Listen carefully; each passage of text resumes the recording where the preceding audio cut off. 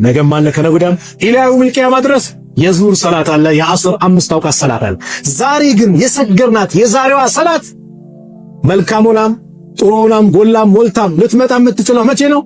ነገ የውሚል ቂያማ ብቻ ነው። ስለዚህ ጊዜያችሁን ተጠቀሙ በአግባብ እያንዳንዱን ነገር።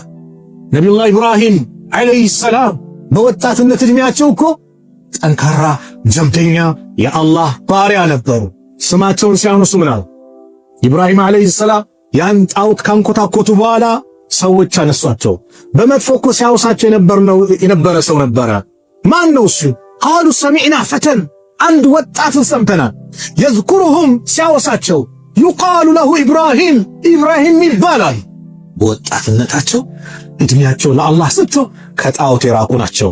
እነዛስ ለ309 ዓመታት ዋሻ ውስጥ አላህ ያስተኛቸው ከሞት በኋላ መቀስቀስ አለ የሚለውን ትምህርት ለማህበረሰቡ እንዲያውቁ ያደረጋቸው እነዛ የዋሻው ሰዎች ኢነሁም ፊትየቱን እነሱ እኮ ወጣቶች ነበሩ። አመኑ ቢረቢህም በጌታቸው ያመኑ፣ ወዚድናሁም ሁደን መመራትን ጨመርንላቸው። ወጣት እኔስ ወጣትነት እንዴት አሳለፍኩት? ለአላህ የሰጠሁት ዕድሜ የወጣትነት ዕድሜ እንዴት ነው? ወላጆች ወጣት ልጆቻችሁ የት እያሳለፉ ነው? እንደው ሐቂቃ ዛሬ በየትምህርት ቤቱ እንደው ሲንፈትሻ አባቶች፣ ወንድሞች፣ ሴት ልጆች ዛሬ ይሄው ማህበራዊ ሚዲያ ላይ ትምህርት ቤት ውስጥ ላይ የሚያሳዩት ጭፈራ፣ የሚደንሱ ዳንስ እንደው በማህበራዊ ሚዲያ ጭምር እየለቀቁት እንዴት ነው የሚያሳፍረው? የኛው ልጆች ጭምር ከነ ሂጃባቸው። ዛሬ ግን በየትምህርት ቤቱ ሰላት ይከለክላል፣ በየትምህርት ቤቱ ሂጃብ ይከለክላል። ትምህርት ቤቶች ላይ ምን ፈቅዶ እንደዚህ አይነት ብልግና ዘፈኖችን ፈቅዶ እኔ ከብልግና ምርቅ ያለው ስነ ምግባር ያማረ ነው እውነት እንጂ ውሸት አይቀናኝም ያለች እህታችንን ሂጃብ አትለብሽም ብሎ ከትምህርት ያባረራታል። ታዲያ ስርዓት ኑሮ ነው ኢትዮጵያ የምታድገው እንዴ? እነዚህ እኮ የሀገር ጸሮች ናቸው። ሐቂቃ ኢትዮጵያ እንዳታድግ ሀገራችን እንዳትለወጥ የተማረ ኃይል ስነ ምግባር ያለው ጥሩ ሰዎች እንዳይመጡ የሚያደርጉ አካላቶች በጊዜው ኃይል ይባሉ ይገባል። የአገር ጸር ናቸው። ዛሬ ትምህርት ቤቶች ላይ ተመልከቱ፣ በጣም ፋይሻዎች በዝተዋል። ሰው ከትምህርት ዓለም ርቋል። በቃ ዝም ብሎ ቁጥር ሆኗል። ጊዜው ያለ አግባብ ነው የሚያልፈው። ስለዚህ ወላጆችን ኃላፊነት አለባችሁ። ለምን ከተባለ የተፈጠርነው ለጨዋታ አይደለም። አፈሐሲብቱም አነማ ኸለቅናኩም ዐበሰን ወአነኩም ኢለይና ላ ቱርጀዑን፣ እንደ የፈጠርናችሁ ለከንቱ ለጨዋታ ለዛዛታ ብላችሁ ትገምታላችሁ ታስባላችሁን? ወአነኩም ኢለይና ላ ቱርጀዑን፣ ለመሆኑ እናንተ ወደኛ ማትመለሱ ይመስላችኋል? አላህ አሁን እንመለሳለን፣ ወደ አላህ እንቀርባለን። ሁሉም በሞተበት ኃይል ከቀብሩ ይነሳል። እየጨፈረ የሞተ እየጨፈረ ይነሳል። አላህ ይጠብቀን። እየሰገደ የሞተ እየሰገደ ይነሳል። ኸይር ላይ ያለ በኸይር ባለበት ሁኔታ ይነሳል አሉ ነብዩ ሰለላሁ ዐለይሂ ወሰለም። ሁሌም ምሳሌ የሚቀርበው ያ ሐጅ ላይ የሞተው አካል ለበይክ አላሁመ ለበይክ እያለ ሐጅ ላይ ኻቲማው በዛ አደረገለት። ነብዩ ሰለላሁ ዐለይሂ ወሰለም ፊቱን እንዳሸፍኑት ሽቶም እንዳትቀቡታ። ለምን? ሐጅ ስነ ስርዓት ላይ ያለ ኢህራም ላይ ያለ ሰው ሙህሪም የሆነ ሰው ምንድነው ከሽቶ ከምን ይርቃል? ራሱን አይሸፍንም አይደል?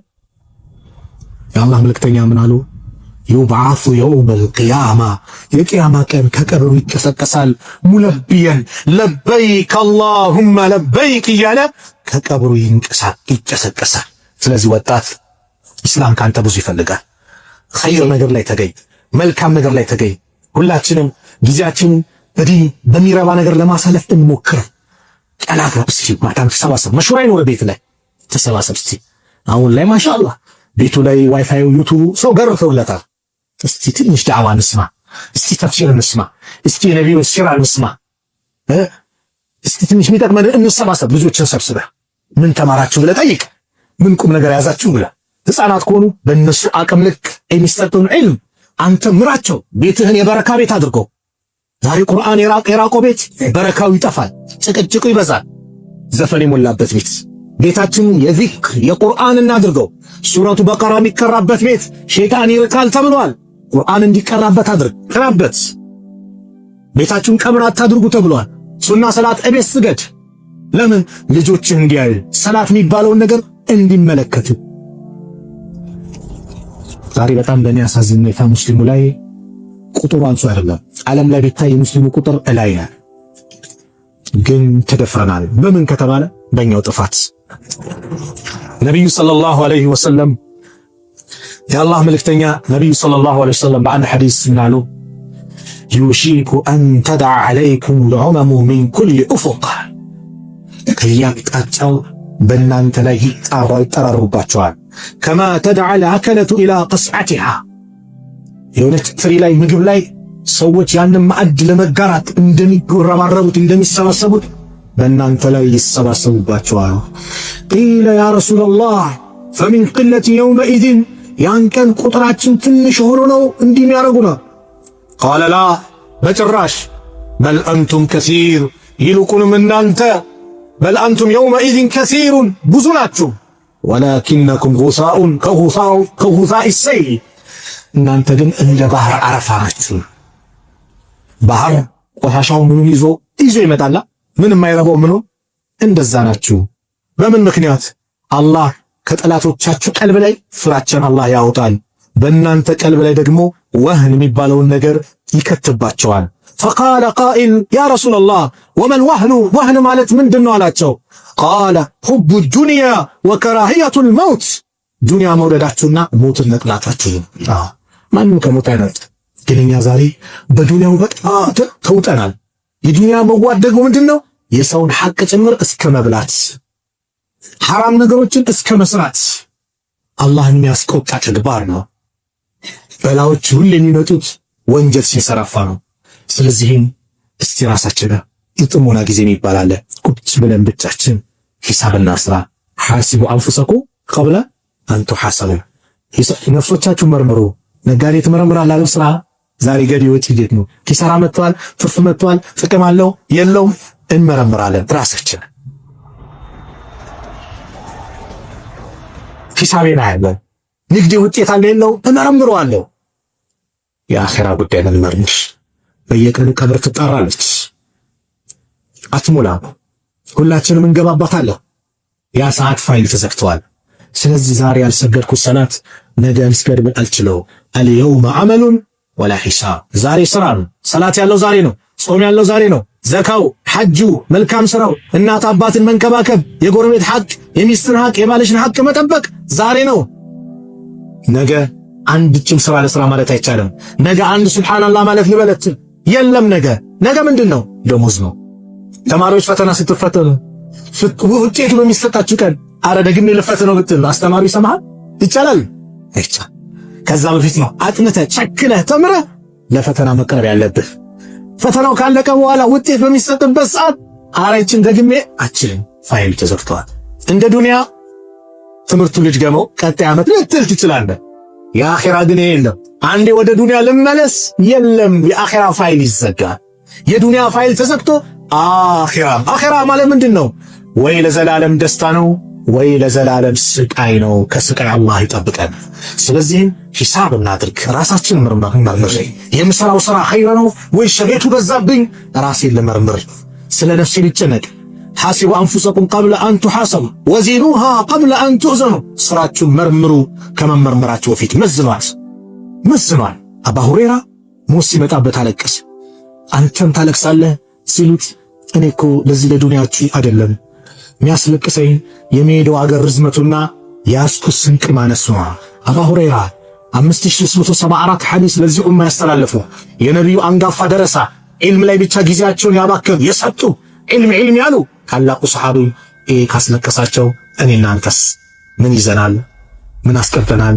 ስለዚህ በሰዎች ጊዜ ያልነው ለከሌ ያልን ሰዎች ላይ አንተኩም ራሴን ልመርምረው፣ ራሴን ልፈትሸው። ቀብሬ ላይ የምጠየቀው ስለ ራሴ ነው። መረቡክ ምን ነቢዩክ ምን ዲኑክ። እያንዳንዳችን አይቀርልንም።